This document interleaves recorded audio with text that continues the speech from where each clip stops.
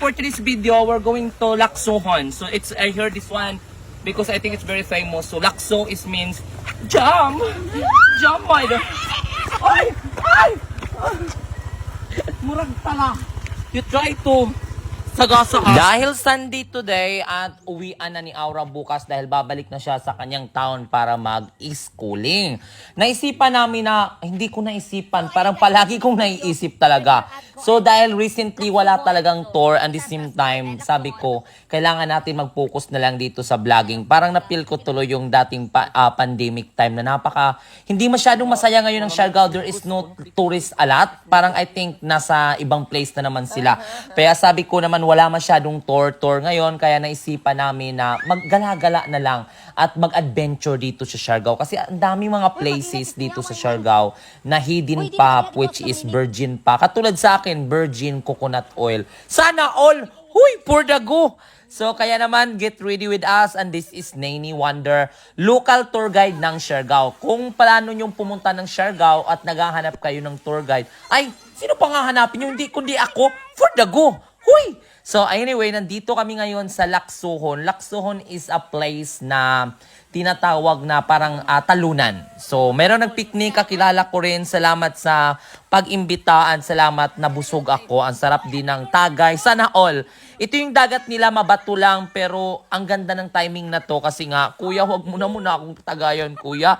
Shout out to kuya. Wow, sana all. Grabe. Salamat, kuya, for giving a lot of drink. A lot of drink. So kahit saan ako magpunta, ang dami talaga nagbibigay sa akin ng mga welcome drinks. Parang hindi na yata welcome, tagay na talaga, tagay. So ayan, shout out dyan sa mga taga Don Paulino G1. So ayan, nagtanong pa ako kanina na joke ko, bakit G1 pinangalan? Kasi feeling ko nag-iisang bakla, joke lang, eme lang. So sabi nila, hindi, parang kwan lang daw siguro sinauna. So anyway, ang ganda-ganda ng place dito. So napaka-relaxing. And the same time, local lang din yung mga pumunta dito kasi nga hindi masyado siyang na-show sa public.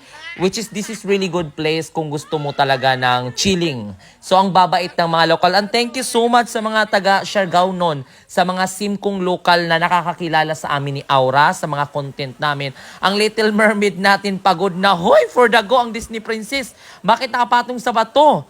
So, ayan to, sabi ko, hindi na tayo magtatagal sa places na to kasi nga hapon na ihahatid pa namin siya sa Del Carmen dahil pasukan niya nga tomorrow's Monday. Pero thank you so much sa mga nagpatagay at gumanda na rin ang panahon. Palabas na rin kami. Ang dami taga every time na pumupunta kami sa mga spot at ang daming natutuwa na salamat meron daw mga content creator or vlogger sa Siargao.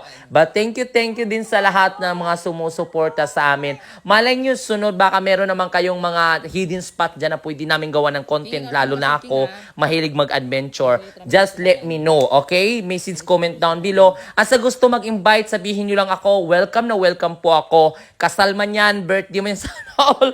Basta foods na talaga pag-uusapan. Basta food ang mong pag-uusapan, ay for the go. So palabas na kami, nagbibiruan pa kami dalawa ni Madam Aura. So, ang cute-cute namin tingnan dito. Hoy, sana all.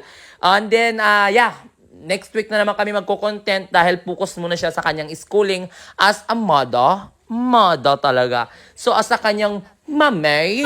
Mami kasi yung tawag niya. Ayan na siya. Pagano'n kang gingin sa likod. King yasod siya sa dapaking tarong ha. King daw na kami sa gawas maguyat. Thank you, Aura. Bye-bye.